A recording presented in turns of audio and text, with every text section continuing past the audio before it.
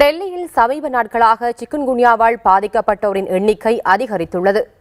கொசுவினால் பரவும் இந்த காய்ச்சலை கட்டுப்படுத்த மாநில அரசும் பல்வேறு நடவடிக்கைகளை எடுத்துள்ளது.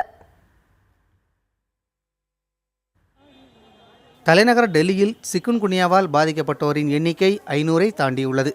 கடந்த ஆண்டு இதே காலகட்டத்தில் வெறும் 64 பேர் மட்டுமே பாதிக்கப்பட்டிருந்த நிலையில் இந்த ஆண்டு அந்த எண்ணிக்கை பன்மடங்கு அதிகரித்துள்ளது.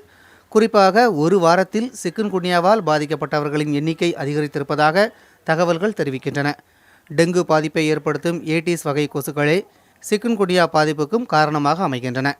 அதிகரித்து வரும் சிக்குன்குன்யாவை கட்டுப்படுத்தவும் பொதுமக்களுக்கு சிகிச்சை அளிக்கவும் தெற்கு டெல்லி மாநகராட்சி சார்பில் 12 நடமாடும் சிகிச்சை மையங்கள் ஏற்படுத்தி இலவசமாக சிகிச்சை மற்றும் மருந்துகள் வழங்கப்பட்டு வருகின்றன. மேலும் பொதுமக்களுக்கு விழிப்புணர்வு ஏற்படுத்தக்கூடிய பணியிலும் மாநகராட்சிகளோடு இணைந்து டெல்லி அரசும் பணியாற்றி வருகிறது. கொசுக்கள் உற்பத்தியாகும் இடங்களை கண்டறிந்து அவற்றை அழிக்கும் பணியில் டெல்லி அரசு ஈடுபட்டுள்ளது.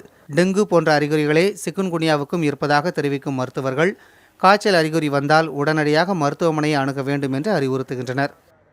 பாதிப்புகள் கடுமை என்றாலும் கூட டெங்கியை போல உயிரிழப்பை ஏற்படுத்தக்கூடியது அல்ல சிக்குன்குன்யா.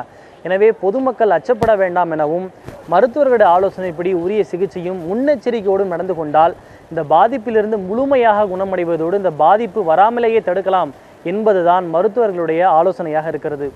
புதிய தலைமுறைக்காக டெல்லி ராமமனோகர் லோகியா மருத்துவமனையிலிருந்து ஒளிப்பதிவாளர் ஜெரிசாமியுடன் ஹனிகுமார்.